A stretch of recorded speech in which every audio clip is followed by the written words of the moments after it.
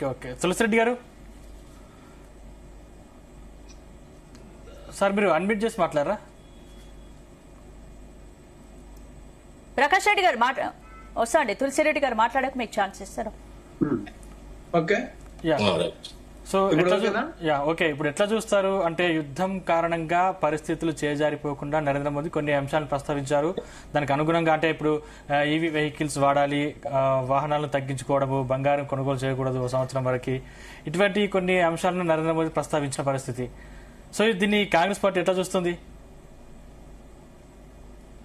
నా వరకు వచ్చేసి వ్యక్తిగతంగా నా అభిప్రాయం చెప్పాలి. నేను ఫ్రమ్ ద బిగినింగ్ నా బాల్యం నుండి కూడా పొదుపును ప్రోత్సహించే పొదుపు అంటే నాకు చాలా ఇష్టం నా బాల్యం నుండి కూడా. కాబట్టి ఇది మన ద్వాపర యుగంలోనే విదురదేవుడు వచ్చేసి ఒక చిన్న పద్యం చెప్పాడు.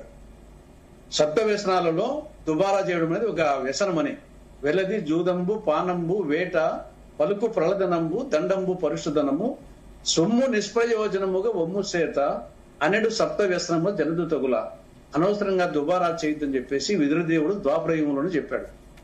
తర్వాత వచ్చేసి లక్ష్మీ నివాసం సినిమా 1968లో వచ్చింది. ఆరుద్ర పాట ఒకటి ఉంది. ధనమేరా అన్నిటికీ మూలం, ఆ ధనము విలువ తెలుసుకున్నట మానవ ధర్మం, ఉన్ననాడు తెలివి కలిగి పొదుపు చేయరా, లేని నాడు వడలు వంచి కూడబెట్టరా, కొండలైనా కరిగిపోవు కూర్చుని తింటే అయ్యో కూలిపోవు కాపురాలు ఇది లేకుంటేనే 1968లోనే ఆరుద్ర పాట ఘంటసాల పాడాడు. కాబట్టి ఇది పొదుపు అనేది మన సంస్కృతి ఒక భాగము. ఇటీవల కాలంలో ఈ విచ్చలవిడితనం పొదుపు తగ్గిపోయి ఫారిన్ కల్చర్, అమెరికా కల్చర్ మనకు వచ్చింది. అది ఎప్పటికైనా మన సంస్కృతికి విరుద్ధం. అది ఖచ్చితంగా నేను అది పొదుపు చర్యలు, అది మోడీ చెప్పినా, రాహుల్ గాంధీ చెప్పినా, ఇంకోటి చెప్పినా పొదుపు చర్యలు కరెక్ట్ అనిపిస్తుంది.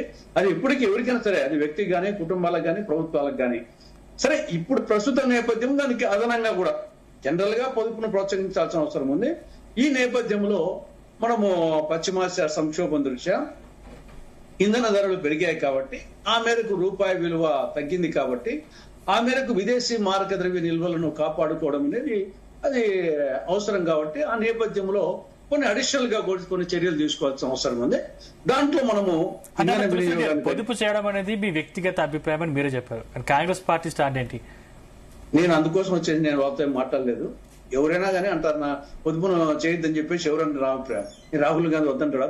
కాకపోతే ఉంటే తీసుకునే నేపథ్యాన్ని గురించి విమర్శించవచ్చు కానీ విచ్చలపై ఖర్చు పెట్టుకోమని రాహుల్ గాంధీ చెప్తారా, సోనియా గాంధీ చెప్తారా, ఎవరు చెప్తారు వచ్చేసి? కాబట్టి అందుకోసం వచ్చేసి మనము పార్టీ స్టాండ్ కంటే కూడా నా వ్యక్తిగత స్టాండ్ ఎక్కువ చెప్తున్నాను వచ్చేసి. ఎందుకంటే నేనేమో వాళ్ళతో రోజు మాట్లాడి చేసేదే ఉండదు కదా. అన్ని విషయాలు వచ్చేసి అన్నిటి కిందికి పరకలోటి ఏం కావు కానీ ఓవరాల్ గా. కాబట్టి ఇక్కడ డెఫినెట్ గా వచ్చేసి ప్రధాని ప్రకటించిన పొదుపు చర్యలు అది ఇప్పుడే కాదు ఎప్పటికైనా అవసరం, మంచిది అంటాను.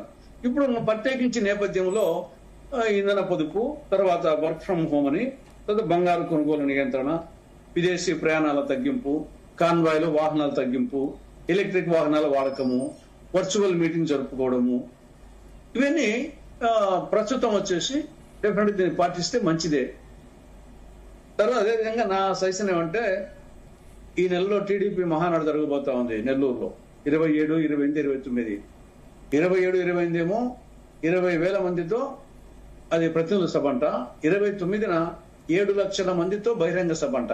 పెద్ద టార్గెట్ పెట్టుకున్నారు ముందు. బహుశా ఈ ఆలోచన రాకముందు పెట్టుకున్నట్టుంది.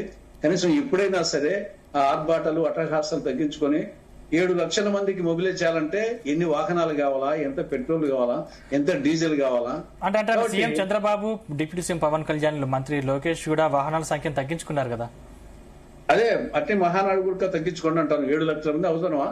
అందరం జనాలు తోవాల్సిన అవసరం ఈ ప్రకటన రాకముందు ఆ మహానాడు సభ. అదే అందుకోసం ఇప్పుడైనా సరే దాని ఇప్పుడు ఏ విధంగా డెసిషన్ కేబినెట్ కొన్ని డెసిషన్ తీసుకున్నారో అదే విధంగా ఇది కూడా డెసిషన్ తీసుకుంటే మంచిదని సూచిస్తున్నా. వాళ్ళు ముందుగానే ఉన్న డెసిషన్ తీసుకుండొచ్చు కానీ ఇప్పుడైనా సరే పునరాలోచించాల్సిన అవసరం ఉంది. 7 లక్షల మంది జనాలు తోలి రాష్ట్ర వ్యాప్తంగా ఇబ్బంది పెట్టి బహిరంగ సభ జరపాలని ఏమన్నా, కాబట్టి అది ఆ కోణంలో ఆలోచించాలి. కాబట్టి అది కేంద్ర ప్రభుత్వం తీసుకున్నా, రాష్ట్ర ప్రభుత్వం తీసుకున్నా పొదుపు చర్యలు మాత్రమే డెఫినెట్ గా నేను వెల్కమ్ చేస్తాను. ప్రకాష్ రెడ్డి గారు చెప్పండి.